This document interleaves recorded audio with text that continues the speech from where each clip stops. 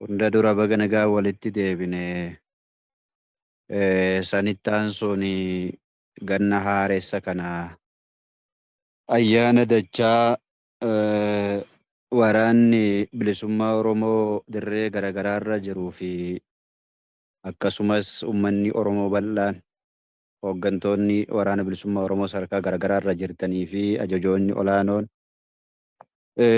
miseensonni jaarmiyaa ABO biyya ambaa baga guyyaa jaalatamaaf kabajamaa kana waliin geenye isiniin jedha.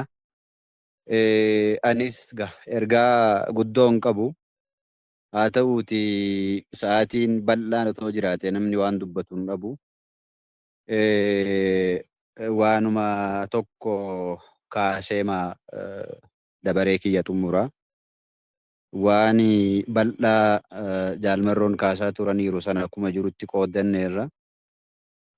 Wanni an kaasuu barbaadu uummata keenya uummata Oromoo bal'aa fi akkasumas jaallan dirree qabsoo jiraniif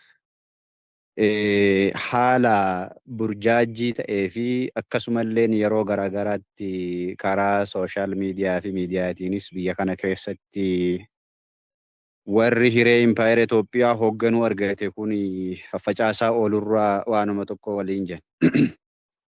Innillee maali jennaani duulli yeroo garaagaraatti waraana bilisummaa Oromoo irraa dhaabbatee hin beeku, uummata Oromoo irraa illee dhaabbatee hin beeku jechuudha. Duulli har'a jiru, duulli afaan faajjii yeroo garaagaraatti mul'achaa jiru. Duula ololaa Oromoon Oromoo irratti dhukaasuu hin qabu. Oromoof Oromoo walitti dhukaasuu irraa Oromoon lama waliin haasa'ee rakkoo Oromoo gidduu jiru furachuu qaba olola jedhuu fi warri tokko fakkaatee bulaa moo faarsee bulaa jedhan tokko qilleensa kanarraan deemurraa waa xiqqoo dubbachuu barbaada. Qabsoo bilisummaa fi addi bilisummaa Oromoo 73 irraa jalqabeen durattis Oromoon falmaa garaagaraatti akka inni ture seenaan ni dubbata. Qabsoo Oromoon itti ture sana keessatti yeroon itti Oromoon diina qulqulluu yookaan ammoo saba Oromoo hin taaneen kophaa lolame xiqqa. Yeroon itti Oromoon diina qulqulluu jechuun yoo sabummaadhaan saba akkasittuu na gabroomsee saba akkasittuu na cunqursee ka jennu iyyuu ta'ee yeroon itti Oromoon akkasitti saba akkasittuu na gabroomse jedhuun lolame xiqqaa jechuudha. Maaliif isa kana kaasnaa? Erga gaafa lola jalqaba impaayera Itoophiyaa qabachuuf Habashaan lola geggeessaa turtee gaafa impaayera Itoophiyaa qabattu immoo ilmaanuma Oromootiin Oromoo cabsitee jechuudha. Ilmaanuma Oromootiin Oromoo cabsitee sirna silaa lafa qabsiifachuu barbaadan sana akka barbaadanitti lafa qabsiifatanii jechuudha. Inni har'a jirullee isuma sana. Jabaachaa iyyuu dhufe jechuudha. Haga gaafa jalqaba lafa qabatanii sanarra Oromoo miidhanirra har'a jabaataa iyyuu dhufe jechuudha. Baay'ee jabaachaa dhufe. Warri gaafa sana Oromoon cabsan irra caalaan isaanii haga har'aattis jiran warra dantaa dhuunfaa isaaniitiif jecha sabicha gurguratanii jechuudha.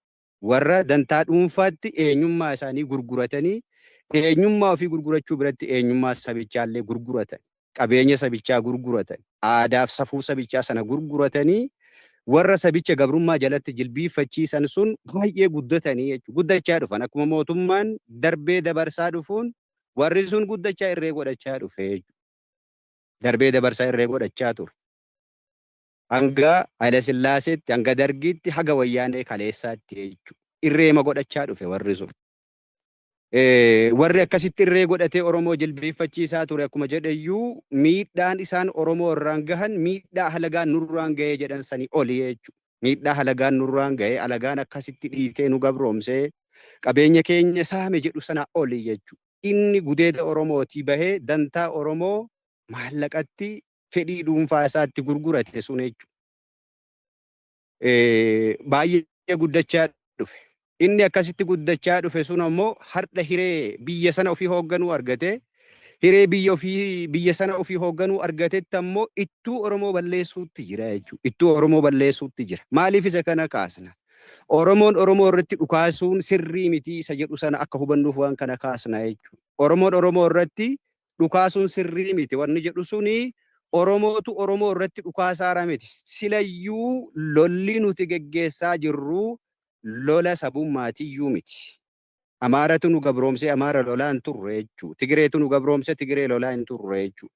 Sirna Amaarri fidee ijaare yookaan immoo Tigireen fidee ijaare sana diignee sirna Oromoo ta'u sana ijaaru qaamni sirna sana hogganu murni sirna sana jala jiru Amaara haa ta'u Oromoo haa ta'u saba barbaadeyyuu haa ta'u diina Oromootti beekna jechuudha. Diina Oromootillee ammoo diina Oromooti.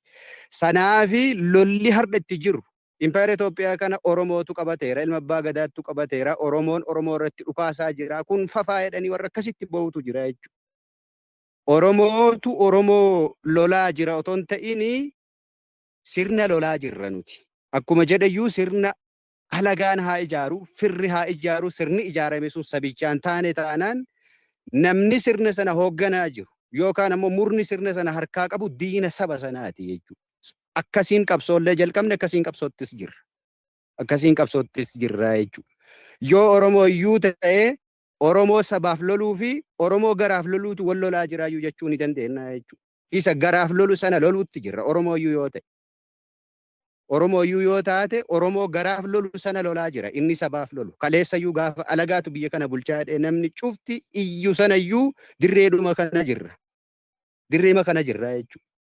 Suniif sirna alagaatu nurratti ijaarame alagaatu nu miidhe jedhanii iyyaa turan sana ardhammoo hiree sana argatanii miidhaa halagaan miidhe sana olitti sabicha miidhaa jiran sana irraa kaasuuf lolaa jirra Oromoo yoo ta'e.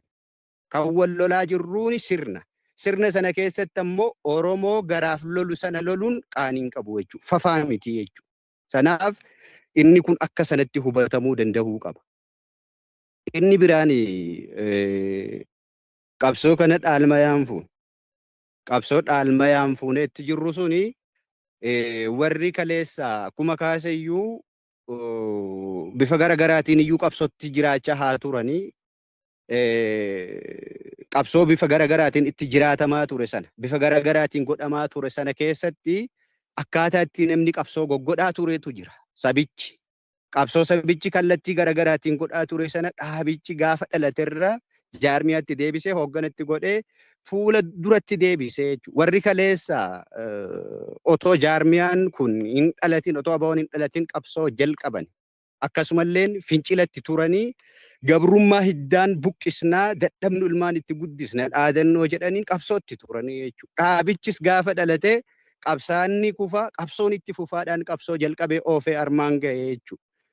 Nuti warri har'a qabsootti jirru warra qabsootti jirru warra gabrummaa hiddaan buqqisna dhaloota itti guddisna jedhurraa akkasumallee ammoo qabsaanni kufa qabsoon itti fufaarraa qabsaanni kufaa wareegama gootaan bilisummaan dhufaa warra jedhee ijjannaa sanaan bilisummaa qarqara ga'ee jiru jechuudha.